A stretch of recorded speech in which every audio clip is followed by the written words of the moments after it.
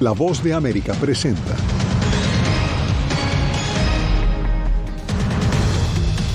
Dos estadounidenses que sobrevivieron el secuestro en México ya están en un hospital de Texas. Los otros dos fueron asesinados.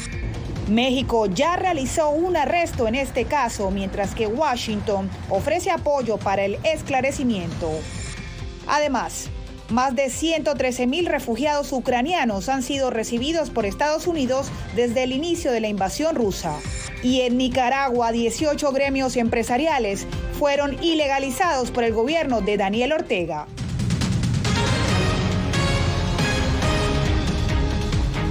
Hola, ¿qué tal? Les saluda Diva Lizeth Cash. Comenzamos esta edición del Mundo al Día con información sobre los 4 estadounidenses secuestrados en México. 2 de ellos fueron encontrados muertos y los otros 2 ya están en territorio estadounidense. Fueron llevados hasta la ciudad de Brownsville, en Texas, donde se encuentra nuestro corresponsal Víctor Hugo Castillo con lo último. Bajo un fuerte operativo y convoy de seguridad, los 2 sobrevivientes al violento ataque y secuestro la semana pasada de 4 estadounidenses en Matamoros, Tamaulipas, ya fueron trasladados a los Estados Unidos esta mañana.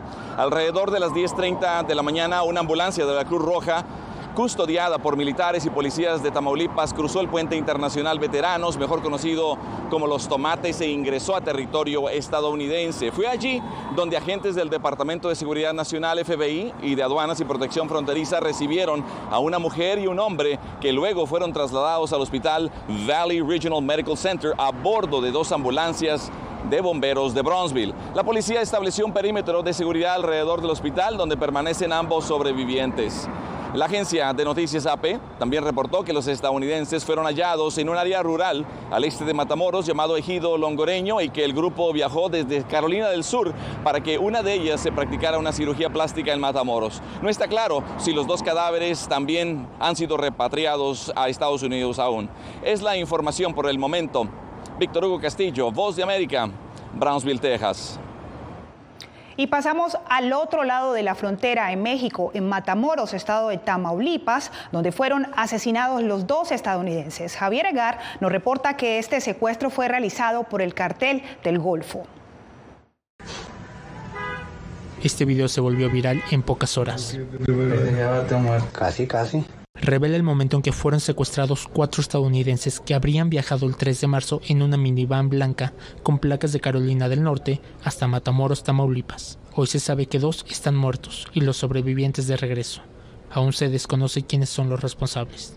Como resultado de las acciones de investigación, fue detenido en flagrancia José N., de 24 años de edad, originario de Vallehermoso, Tamaulipas, quien se encontraba en funciones de vigilancia de las víctimas. Estamos juntos, México y Estados Unidos, trabajando de la mano, como ustedes saben, en los temas que atañen a la seguridad en ambos lados de la frontera.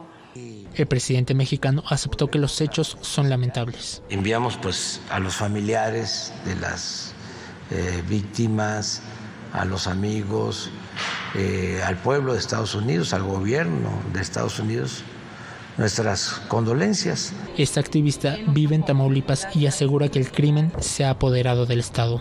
Es un campo de guerra, una situación en la cual el crimen organizado nos está rebasando cada día más. Por ello, considera prudentes las 4 alertas que el gobierno de Estados Unidos ha girado a sus ciudadanos en los últimos 3 años para que desistan de viajar. Al viajar, muchas personas extranjeras pues ya no regresan. Ciertamente Tamaulipas es de los estados mexicanos con mayor índice de violencia en el país, debido a los enfrentamientos entre los cárteles de la droga que están fuertemente armados. Javier Egar, Voz de América, Ciudad de México. Y aquí en Washington, las autoridades expresaron su determinación para brindarle apoyo a sus homólogos mexicanos y así esclarecer estos crímenes. Vamos con Jacopo Luxi en la Casa Blanca en vivo y en directo. Jacopo, cuéntanos, ¿cuál es el mensaje de Estados Unidos? Bueno, Diva, las autoridades estadounidenses están trabajando sin descanso en estas horas, en este caso para saber qué ocurrió realmente en Matamoros. El fiscal general de Estados Unidos ya habló y afirmó que todas las agencias del gobierno federal están involucradas. El FBI, que está trabajando con las autoridades mexicanas, me ha informado, y los altos funcionarios del departamento están trabajando en estrecha colaboración con nuestros homólogos en el Departamento de Estado. Durante este momento difícil, quiero ofrecer mis más profundas condolencias a las familias de los estadounidenses que fueron atacados y secuestrados. Aquí en la Casa Blanca, la vocera Karine Jean-Pierre afirmó que la intención ahora es coordinar con las autoridades mexicanas para entender qué pasó realmente y al mismo tiempo, muy importante, dijo, apoyar a las familias de los 4. Los ataques a ciudadanos estadounidenses son inaceptables, sin importar dónde o bajo qué circunstancias suceden. Continuaremos trabajando de cerca con el gobierno mexicano para garantizar que se haga justicia en este caso. Desde el primer día de esta administración nos hemos centrado en desbaratar las organizaciones criminales transnacionales, incluidos los cárteles de la droga mexicanos y los traficantes de personas que luchan contra la humanidad. Seguimos comprometidos a aplicar todo el peso de nuestros esfuerzos y recursos para contrarrestarlos. El FBI no ha informado aún qué ocasionó el ataque, mientras el Departamento de Estado no descartó designar a los carteles de la droga como organizaciones terroristas, algo que han pedido ya algunos legisladores republicanos en el Congreso. Gracias a Jacopo Luzzi en vivo y en directo desde la Casa Blanca. Y entre el dolor por la muerte de sus familiares, algunos parientes de los secuestrados manifestaron que habían rechazado la idea de ese viaje hacia México, como nos lo cuenta José Pernalete. La familia de los 4 estadounidenses secuestrados en México, 2 de ellos localizados sin vida, advirtieron que no veían conveniente que viajaran a ese país. En entrevista con ABC News, la hermana de una de las víctimas, Cindy Brown, dijo que habló con él un día antes del secuestro. Me sentí un poco incómoda y luego, como dije el viernes por la mañana, envié un mensaje de texto y no recibí nada. Antes de conocer el trágico desenlace, estos familiares anhelaban buenas noticias. Una de las personas secuestradas tiene 6 hijos, según sus allegados. Es duro para ellos también porque no podemos darles respuestas porque no sabemos nada. El FBI había ofrecido una recompensa de $50,000 por cualquier información que facilitara dar con el paradero de los rehenes y la identidad de los secuestradores. José Pernalete, Voz de América.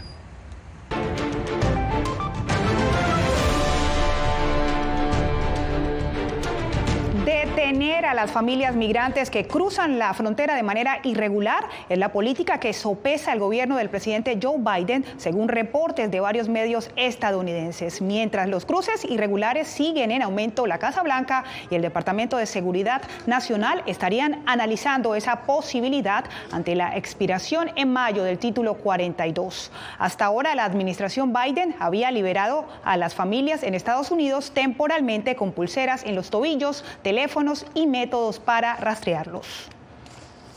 La ciudad de Nueva York anunció la apertura de un centro de procesamiento de migrantes que ofrecerá orientación para los recién llegados. Y para ello nos conectamos con Ángela González en vivo y en directo en Nueva York. Ángela, ¿qué es lo nuevo que tendrá este centro?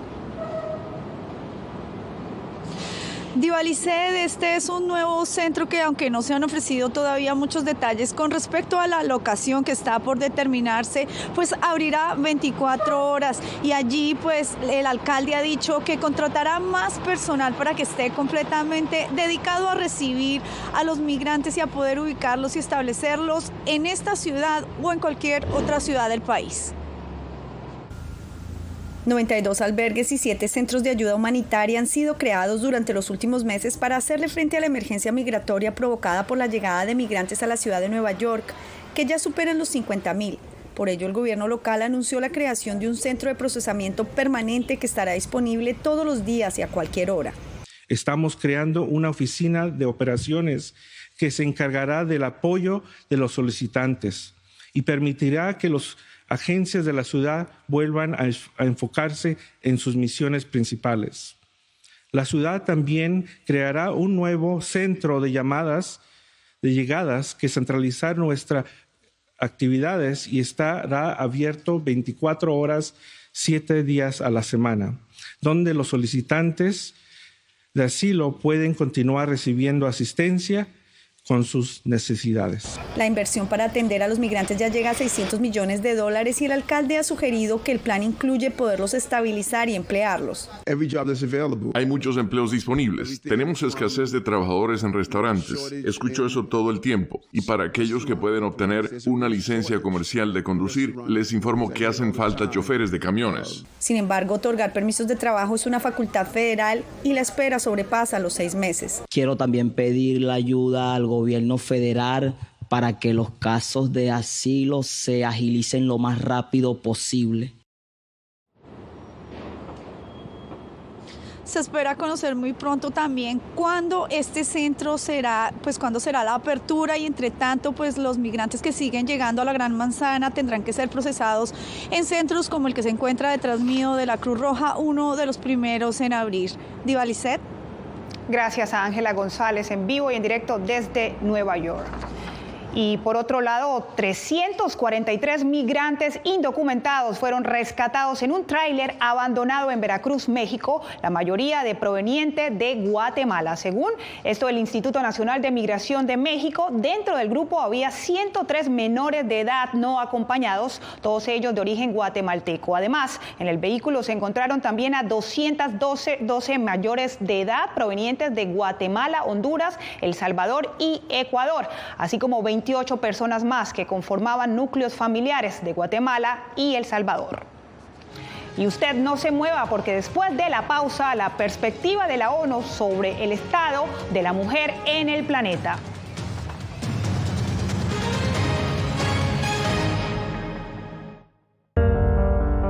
En tiempos de cambios, cuando el mundo parece incierto y lo que escuchamos no refleja lo que vemos, buscamos la verdad. A través de la pantalla de la... Cuando nos cuentan solo una parte de la historia, perdemos la confianza. En momentos de crisis, nuestros sueños, esperanzas y deseos de un mejor mañana dependen de una prensa libre. En La Voz de América te traemos las historias que la gente se arriesga a ver. Conectamos el mundo y lo unimos con la verdad.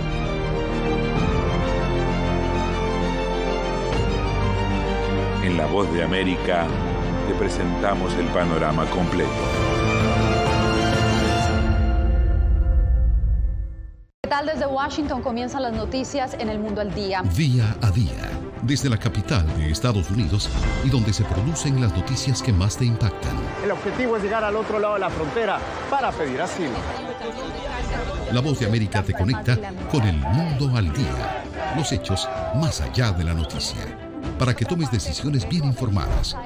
En el lenguaje que quieres, donde quieras y como prefieras. Conéctate con El Mundo al Día. Actualidad. Nos vamos a ver otra cepa nueva y otra cepa nueva.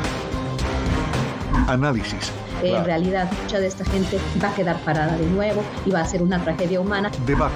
Dejen la obsesión. La obsesión la tienen ustedes. Con la información más allá de los titulares. El tema energético es algo que se está analizando. La inflación es un problema global. 30 y 50 metros están ya las tropas. Su respuesta, doctor. Todas las semanas por La Voz de América.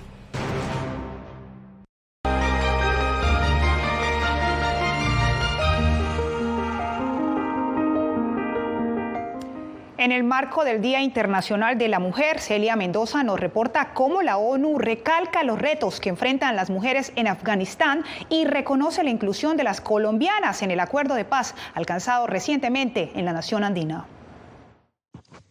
El Consejo de Seguridad de las Naciones Unidas reiteró este martes la importancia de la participación de las mujeres y sus perspectivas en las negociaciones de paz, planeación humanitaria y operaciones de posconflicto, tal como estipula la resolución 1325 adoptada en el año 2000. La implementación de estos objetivos por parte del Consejo de Seguridad sigue siendo un desafío continuo. La embajadora de Estados Unidos ante la ONU, Linda Thomas Greenfield, insistió en su preocupación sobre la situación de la mujer en Afganistán. Los talibanes han incumplido sus promesas a la comunidad internacional y a las mujeres afganas y han implementado medidas opresivas draconianas contra las mujeres y niñas. A pesar de los retrocesos, los países miembros reconocieron a Colombia como ejemplo de la inclusión de la mujer en un proceso de paz.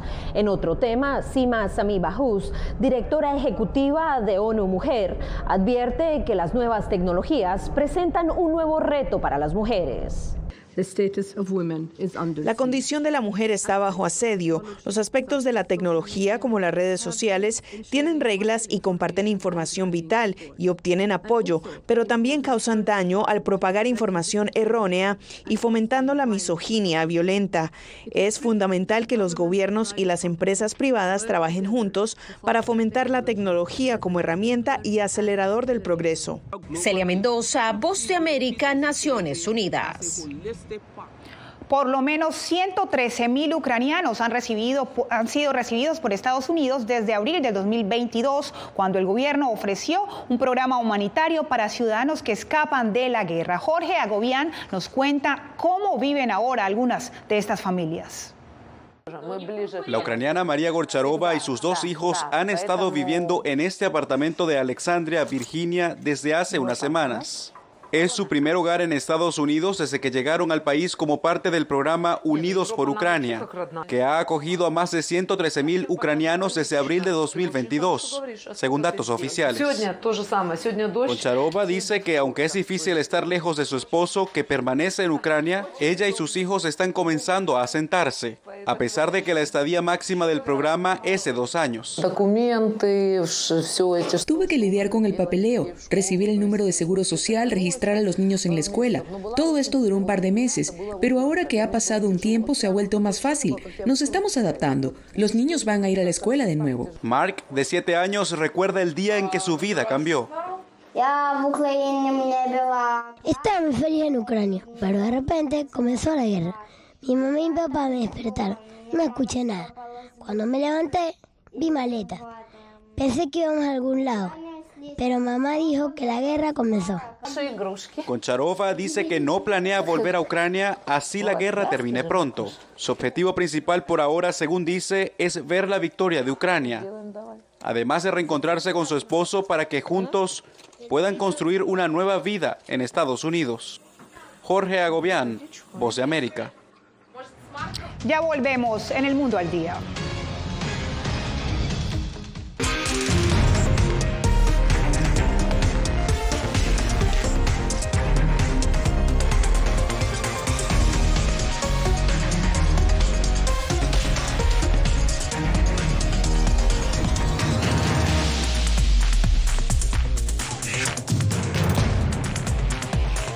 Venezuela 360, cada semana por La Voz de América. ¿Qué tal? Desde Washington comienzan las noticias en El Mundo al Día. Día a día, desde la capital de Estados Unidos y donde se producen las noticias que más te impactan. El objetivo es llegar al otro lado de la frontera para pedir asilo. La Voz de América te conecta con El Mundo al Día. Los hechos más allá de la noticia. Para que tomes decisiones bien informadas, en el lenguaje que quieres, donde quieras y como prefieras. Conéctate con El Mundo al Día.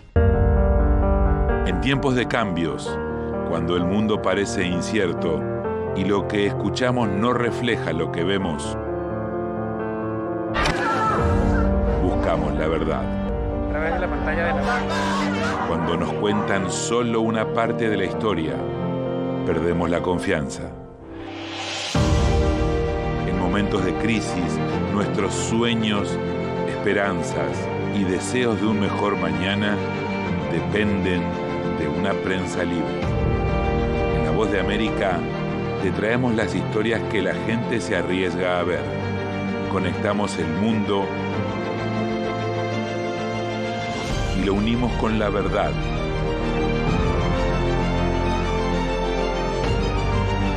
En La Voz de América te presentamos el panorama completo.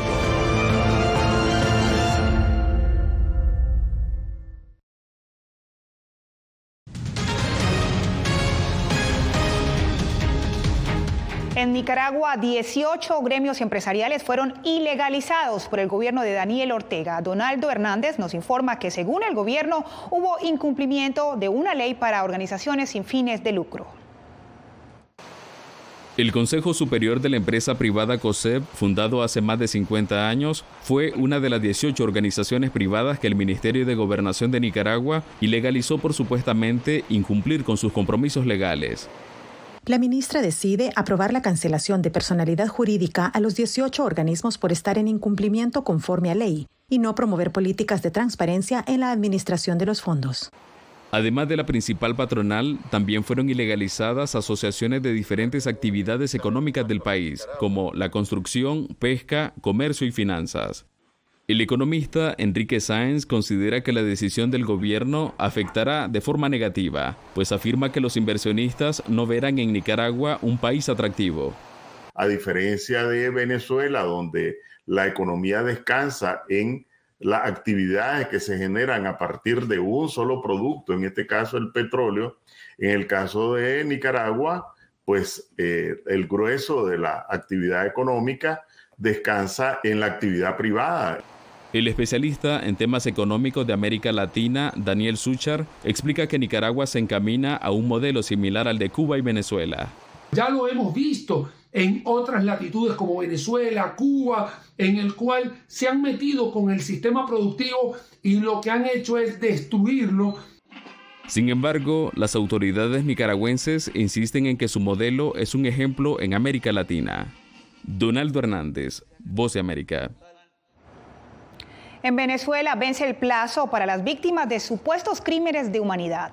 Desde Caracas, Adriana Núñez Rabascal nos cuenta por qué este proceso es determinante para la Corte Penal Internacional. La Sala de Cuestiones Preliminares de la Corte Penal Internacional pidió a víctimas y a sus familiares reportar cómo ha respondido la justicia venezolana al compromiso que adquirió de hallar a los responsables de considerados crímenes de lesa humanidad.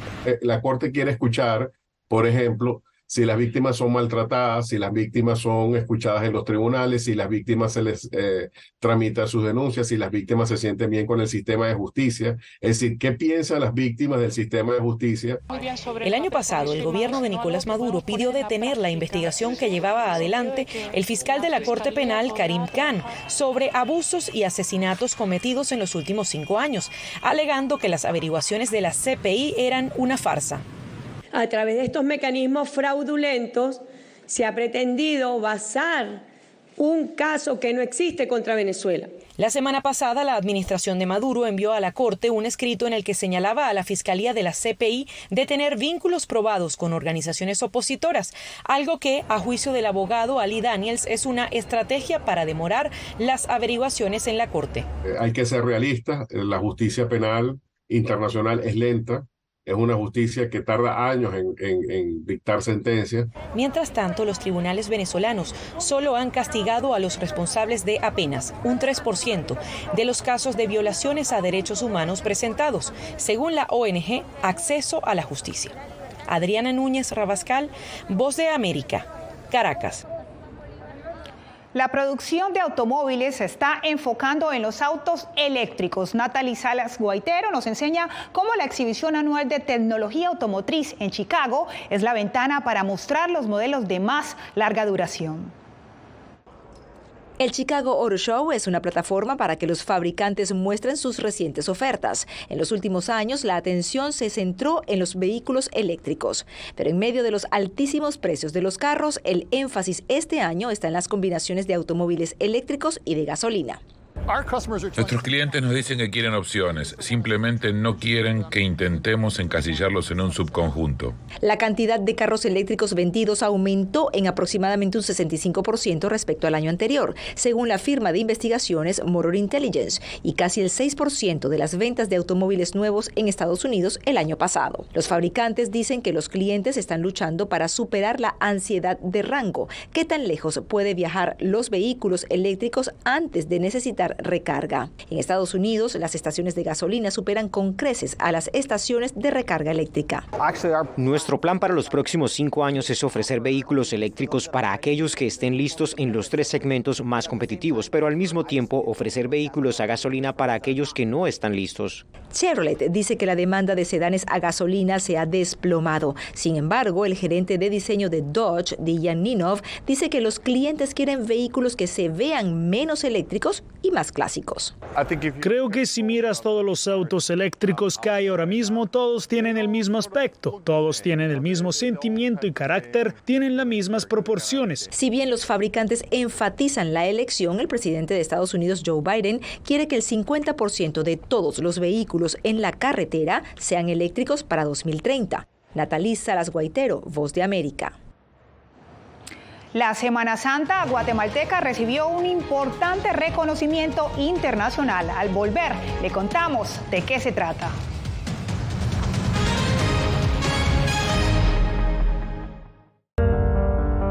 En tiempos de cambios, cuando el mundo parece incierto y lo que escuchamos no refleja lo que vemos, buscamos la verdad. A través de la pantalla de la... Cuando nos cuentan solo una parte de la historia, perdemos la confianza. En momentos de crisis, nuestros sueños, esperanzas y deseos de un mejor mañana dependen de una prensa libre.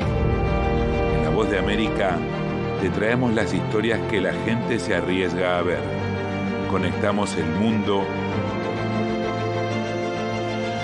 y lo unimos con la verdad.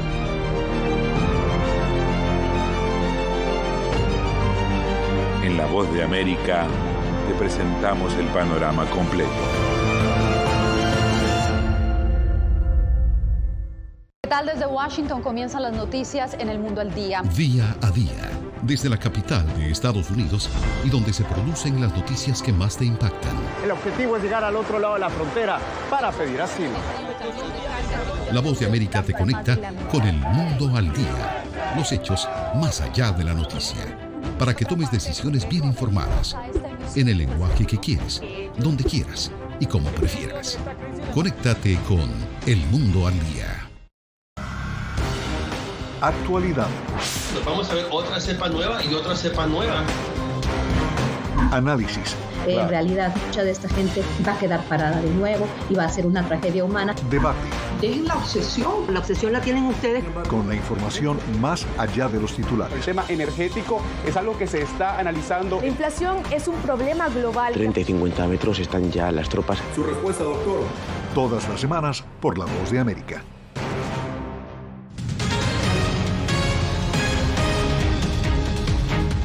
La Semana Santa en Guatemala es la manifestación más representativa de la religión popular, por lo que ahora se considera un patrimonio inmaterial de la humanidad. Desde Ciudad de Guatemala, Eugenia Sagastume nos cuenta.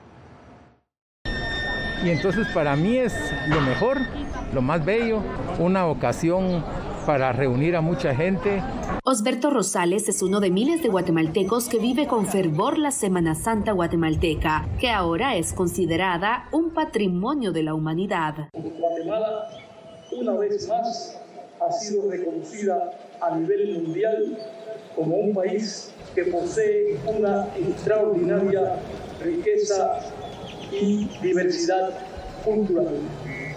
Y esto ahora se expresa con esta inscripción de la Semana Santa guatemalteca como patrimonio cultural intangible de la humanidad. Más de 55 procesiones, coloridas alfombras, tradiciones religiosas y delicias culinarias son parte de la Semana Santa, que atrae a miles de guatemaltecos, pero también a extranjeros.